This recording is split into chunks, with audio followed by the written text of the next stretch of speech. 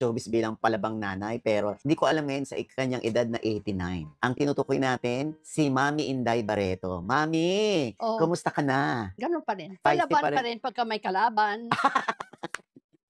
Gano'n pa rin si Mami. Siyempre nagtataka yung mga tao, "O bakit si Mami Inday Barreto ang kausap ni Ogie? Bakit hindi si Gretchen, si Marjorie, si Claudine? Bakit si Mami? Bakit ang hindi?" Totoo at 'Di saka ba? wala akong kailangan sa kanila. I want to have a voice that I kept all the time. Mm. So, ikaw hanapin ko kasi yung mga anak ko, suki mo na.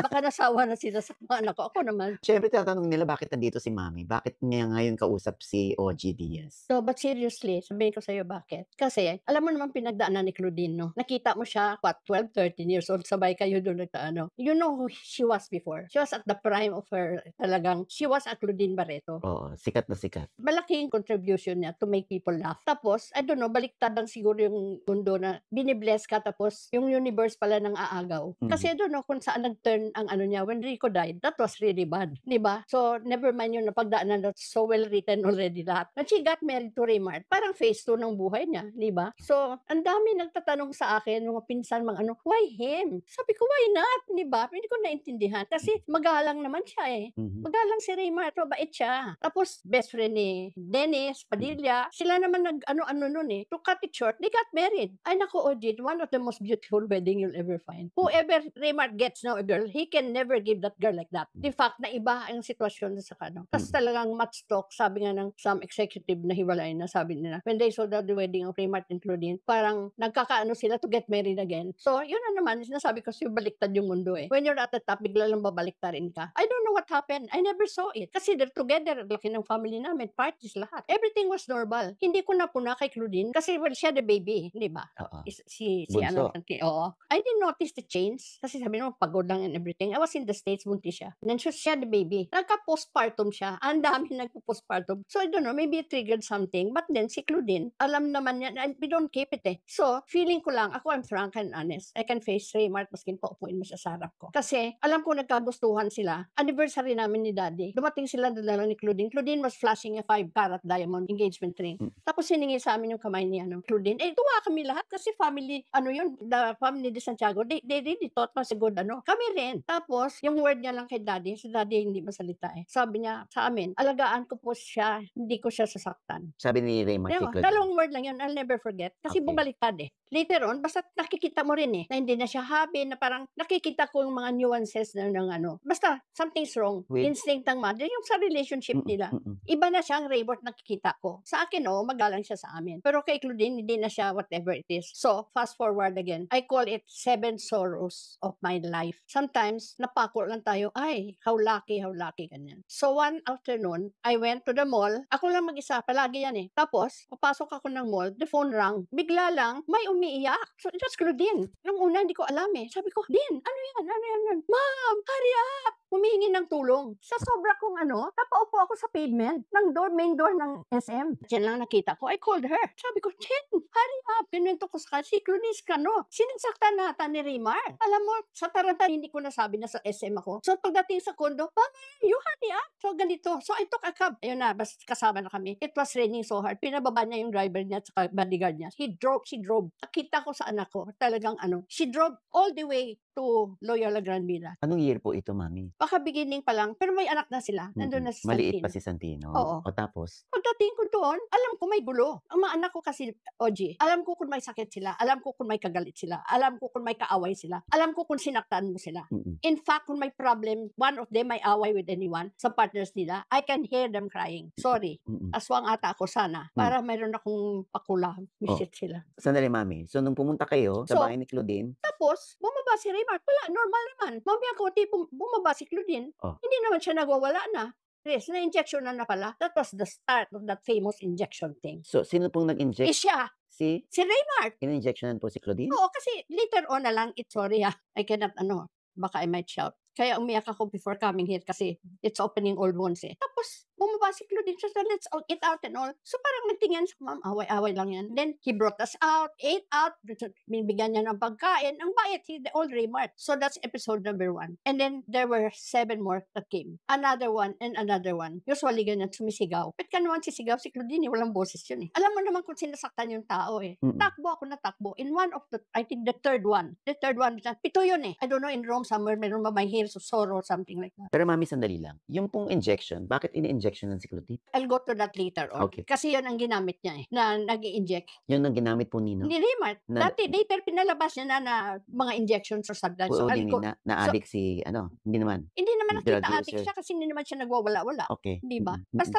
alam mo, pag kami kasalanan, when you want to cover up, you make up stories. And people will believe, lalo na celebrity, di ba? Mhm. Natutuwa pa yung mga karibal. So, wala. Basta title 3 or number 4, whatever. Usually, pagka tumawag si Claudine, kung sino lang nandyan, kasi God or something, alsa ng balutan. Ang traffic, dito lang kami, ang traffic from BGC, tuloy yung Lagran Villa, daan ka pa sa Ateneo. One time, ang nag-drive sa akin is my daughter-in-law, the wife of my son who just died. So, in one of those times, si daddy ang nandoon. He heard it. Hindi niya alam nung nangyayari. Si daddy, heart patient yun eh. He drove. All the time, si Claudine, wow, this is the first time I'll mention this, pero really, masakit ha. Naririnig namin si Claudine, hurry up, mom, please. Ano ba? Wala yung sabi na, you tell her it's traffic. We're on our way. Malapit. Where are you now?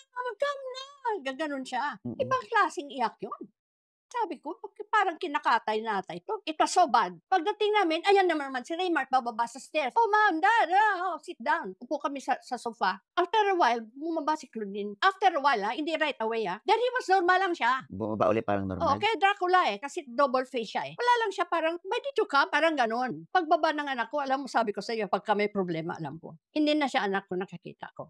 Parang zombie. Yung stairs yun, tapos sala, sofa. Tulala, ganun. Hindi ko pa na-notice rin. Hindi tulala, pero hindi normal. Yung parang may pinagdaanan. This one is, I've never, this, but I'll say it now. Panindigan ko talaga yon. Makita ko pagbaba ni Claudine sa ilalim ng stairs. Usually, tumatakbo ka yung parents mo. Parang halos hindi na lang parang, she just collapsed kay daddy. Yung parang maabot lang kami, hindi siya tumatakbo, hindi siya lumakad. Basta, ay nako, OG. Anong pong feeling niyo nangyari? Wait. She just collapsed in the arms of daddy. Dito si daddy, hinag siya doon. Pinulot ko yung paa niya, nilagay ko dito. Malamig pa sa yellow. Totoo. Yung paa niya. Alam mo, daddy looked at me, I looked at daddy. We knew it was more than anything else. That was really, alam mo, instinct ng parents, lalo na ako. Hindi mo ako madaya. That was the time, here, my daughter, in front of his pilay na yun, I'm shouting paano lang, pilay na masayistan nila, Santino saw it. Ooh, the one is opening now. Tinago ko yan. You know what? Nilagyan niya ng towel, yung face towel, yung mouth ni Claudine. End of the story. Parang wala lang sa kanya. Pero si Claudine, isang tingin, she never told us, si daddy, iniingatan namin si daddy. Was heart patient na siya na-bypass na How did you know, mami, na? Later on. Pero you don't need to tell me. Nobody needs to tell me. Hindi mo kailan sabihin sa akin. Nagtitinginan lang kami ni Claudine. Hindi niya masabi. Sa hiya o sa takot or what. Niisip niya kung anong gawain ko. Kung anong gawin ng mga kapatid niya. Kung anong baka ikamamatay ni daddy. Hindi sa pelikula yan ha. Sa isang tao na ikala mo gentleman, mabait, satanas pala siya. And that was not. And so, mayroon pa. So, 3, 4, 5, 6, 7. The last, yung kinaladkad niya si Cordell sa parang kinatay na baboy. Malaking garahe nila, maraming kotse. Kinaladkad po ni I don't know, na naman. Tumawag si Cordell, ma'am! Kaya ngayon, hindi ako makarinig ng gano'n, even sa pelikula eh. That I'm still alive. Kung hindi lang talaga malakas yung spirit ko for my children, that I'm still alive. Makarinig lang ako sa kabilang bahay, TV, Tapos, hindi ko nakita. Pero alam ko, nagsisigawan. Malaking kasi marami ng tao sa street eh. Maririnig mo yung mga, tama na, okay, tama na.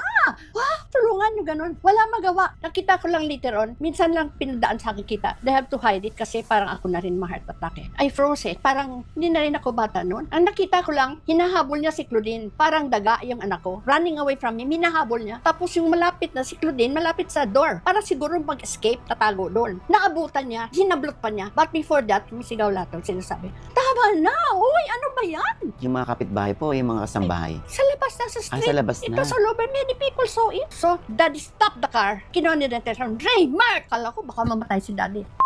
ka. I cannot say more than that, pero Nagmura si daddy. oo, kasi daddy, tinis na yun, dito naman may rosaryo yun. Basta may sinabi na, I'm on my way, you wait for me. And isang platon na pulis kasama ko, sabi ni daddy. Because si daddy nang tawag na, hey, we're well connected also ha. Excuse me. Mga classmate ni daddy set din mga general, mga ano. Pagdating namin, wala na siya. Daga nga. Wala na sino po. Si Raymar, nag-eskapo na. Pero nandun yung anak niyo. Oh, wala na siya doon sa labas. Takbo kami. Kasama ni si Connie noon. Asahan yung anak ko? Si daddy wala na. I thought he was gonna die. Putla na si daddy. So, traffic. Alam mo kung gano'n traffic, di ba? We went around, nasa terrace na. Andun si Claudine nakaupo. Andun na sila, boy. Mga lahat na maids na paligiran na. Niliguan nila. Pinaliguan nila si Claudine. Oo. Kasi kinaladkad niya nga, putik. Yun yung garahe, ilang kotse, pasok, labas, and all like that. Kinaladkad niya. That part I saw. Doon nagsisigawan, tama na, ano ba yan? Nang wala siya parang daga. Nakita ko lang si Claudine, ginaganon yung kotse papasok. Kumuntik maipit kasi mabuti, imbes na sinara niya, tinapik niya si Claudine. Nakita ko kung ganun sa kotse. It's all in papakulong ko siya. Nasa korte. So fast forward, ang next scene naman doon is, may mga maleta na sa baba. Tapos yung mga, marami na, tos all over na, talk of the town na yun eh. May mga press conference na nung sabi, si daddy's not saying anything. Kasi gusto niya palabasin na, umalis siya. Kasi hindi niya matiis yung buhay doon. Parang ganun. So for the first time, I talk and daddy forbids me to talk kasi baka marami colorful na namang masabi kong words. Nasabi, so bakit ganun? Sabi ko, sinong umalis pa? Nasabi ko, tumayo ako, sumigaw ko. Ako ang nagpaalis bago mapatay yung anak ko. Kasi may yung kamao niyan, yung something like that. Kasi ano yun eh. May Krav Maga siya. Yes. Marunong sa Krav Maga.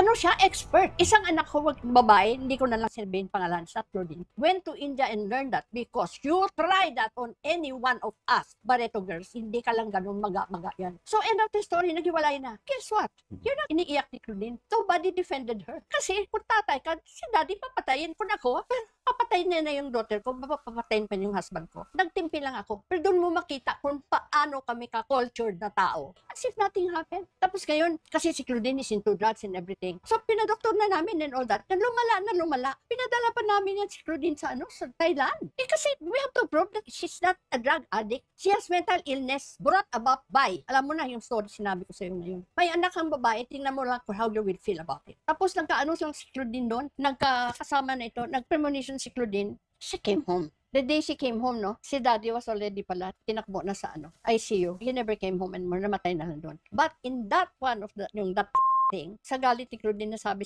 ko, don't mother, I know. Daddy knew. How did you know na it was Naku.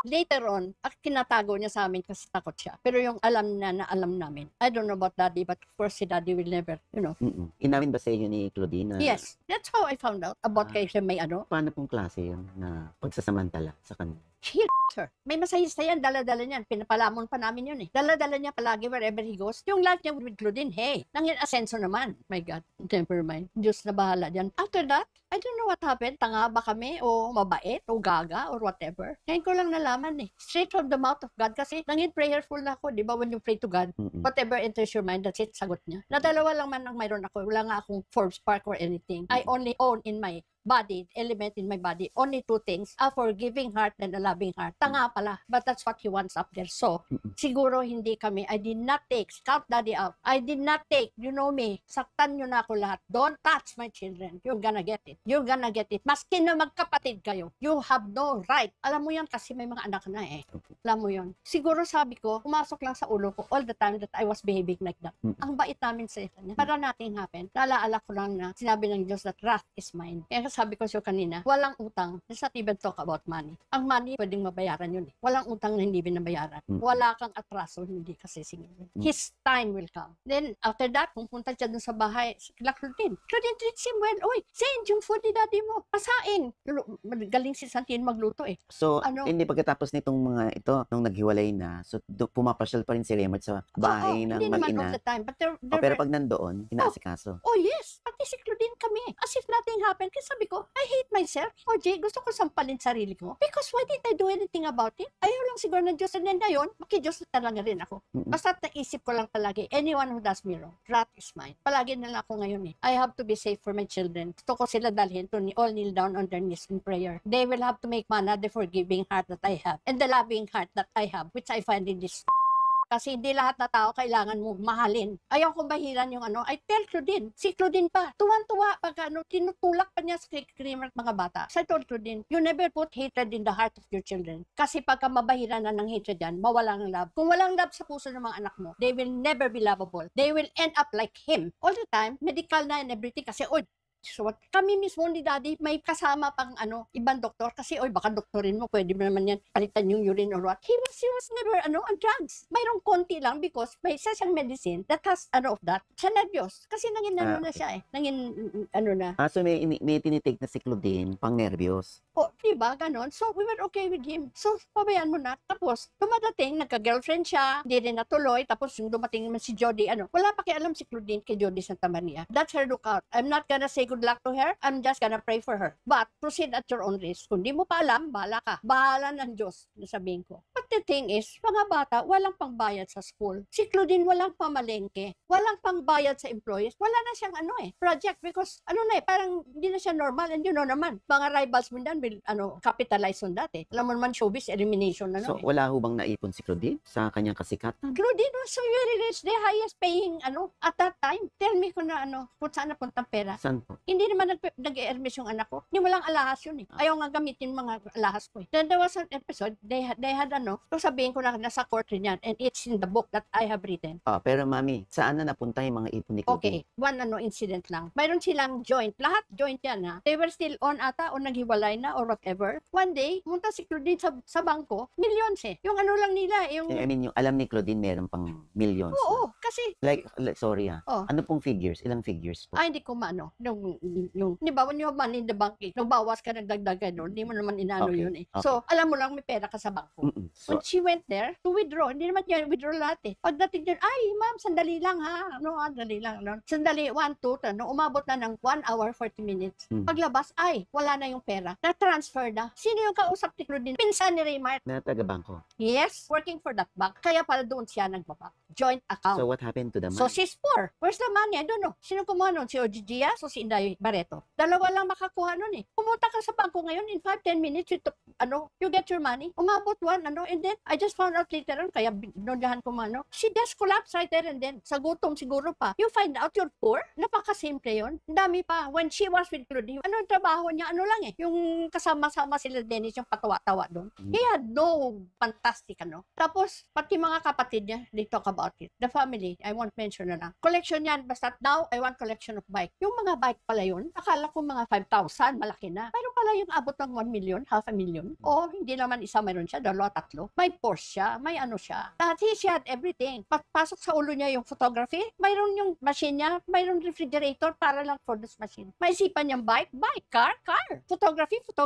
So, yung ba yung lumilipad na aeroplano? Drone. Or toys na lahat yon. Saan siya kumuha ng pera? Asan ang pera ng anak ko? Teach your children not to be good. Turuan mo rin sila ng hindi. Yung mga forgiving, hard for, I hate myself. I don't like to be forgiving anymore and to be loving. There are many Satans in this world that not deserve. Tapos, yung nag-separate sila, talagang napakas pagka mabait ka. Wala. Sa kanya yung tanay, yung malaking lote sa tanay, gusto niyang gawin whatever. Sa kanya ganito, sa kanya ganyan lahat. Alam ko, I hold the checkbook of Claudine. Ako nagbabayad. Perma ng anak kong binili nun. Sa kanya rin yun. Pera po ni Claudine yung binili nun? Pera ng anak din ko. na sa kanya? Na kay Raymart na? Hindi, nung together, wow, property nila. Na naghibalay sa kanya lahat. Napunta lahat kay Raymart? Oo. Paano po na Aywan ko. yung titulo? Ang daming lawyers. Naubusin yung pera ni Claudine sa lawyers. Tapos anyway, ang sustento, that's the end. That's what brings me here now na enough. Yung mga bata, imagine si Santino na ipalagay ni Claudine. Si Claudine din nagpi-PUTA She can be very, very, very rich kung gusto niya. Hindi siya ganon. Nasa Brent, 1 million plus a year. Si Santino? Oo. You know yung anak ko, ang liit, ang payat. Ito sabihin, so much talk about me being grabe, I'm so strong, I'm so Itong to, papatayo pa daw ng bahay with Jody, When Jody stops being Jody Santa Maria, she loses not only Raymart, she loses everything. Bala siya. I'm speaking from experience. So that's the life of Claudine now. Mabuti na lang. May family siya. For the longest time, I help. We all help. We pay for the school. Hindi siya tumitigan. Puyat yan. Pinanindigan niya yung hindi pinanindigan yung hayop ng asawa. Yun lang ang away nila ni Claudine. Kasi every time, kailangan ni Santino ng ganito. Nanginginig yung bata. Affected na rin si Santino. Nakakaroon na rin ng sickness, depression. Nanginginig. Ayaw niya bigyan. yan, okay, huwag ka magbigay, okay lang. Pero marami pang mga di ba Kuda. na parang not in the exact word, pero parang ano akala nyo sa akin, mga poor, gano'n. Hindi naman gano'n, pero parang gano'n to me. So gano'n, lumalaban na si Claudine kasi naano na yung mga bata. So, who pays for the tuition? Ni Santino, ni Claudine. Sabina. Claudine, si sabihin na siya ata, mura lang kasi. Lahat, may time yan, hindi. Claudine won't mind me telling, you have to know, the public has to know. Claudine Barreto, at that part of this, she was the highest paying sa BIR na artista. She had millions. Na mo lang, yung mga palibasa nyo, how much is that? Mayroon siyang ganito, may okay doc, may hat trainer. Millions, she was earning. May t-shirt pa kayo, may notebook pa kayo. Ito ngayon, this is the last straw. Si Claudine bumili ng lote. At investment lang kasi sumama kila Richard Gutierrez at bumili sila Annabel, bumili rin siya doon, may golf course. Cash. Ito po yung sa Greenfields. Oo, sa Greenfields. So, investment lang yun. So, she sold it, benta na and everything. Ang na bumili yun? po noon ay si Claudine. Oo, pera niya. Habang mag-asawa sila ni Raymond. Mag-asawa pa sila. Hanggang ngayon, hindi naman na Now, hindi ito pa ngayon ang question. Wala siyang property to his name at all. At all. Pero si Claudine, lahat ng property ni Claudine sa kanya, paano nangyari yun? Nagtatago siya. Talagang budhi. So, to be honest, merong nag-ano sa akin, nag-DM sa akin, isang broker, kung saan yung client niya ay nabili na yung property ni Claudine, na si Claudine lang ang nakapangalan sa title, doon sa Greenfields. This was 3 years ago. So, ang sabi nung broker ay hindi maisalin-salin sa pangalan ng new owner kasi nalaman na mag-asawa pa si Claudine at si Raymart hindi pa annulled. So, kailangan nila ng sign ni Raymart na sabi nung broker sa akin ay nahihirapan daw silang magpasign kay Raymart. Ayaw niya mag-sign, sinabi niya. Pero lahat ng properties wala sa pangalan niya. So, wala naman si Claudine kailangan sign. Sabi nung kausap ko ay naaawa siya doon sa nagbenta ng lupa kasi siya yung mawawalan daw ng trabaho sa Ayala kung hindi masasaynan ni Raymart. Yes. So, hindi pa nga raw nasasign ni Raymart. So, si Claudine ay nakikiusap kay Raymart together with their kids na nakikiusap din kay Raymart na signan na rin pero hindi pa. Nag-iyak-iyak, begging him. Raymart, di ba hindi naman ako naramot sa'yo? Please lang, para sa mga anak mo ito. Kailangan ito para sa kay Santino, ganito.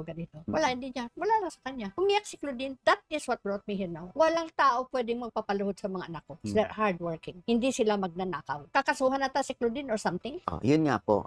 Sinabi na pag hindi ito naayos, sabi yung ahente na kilala mo. It's yung okay. client, nakakasuhan daw si Claudine. Oo. Siyempre, ang worry ni Claudine, mami, ay She has to refund the money. siya na naman ang masama.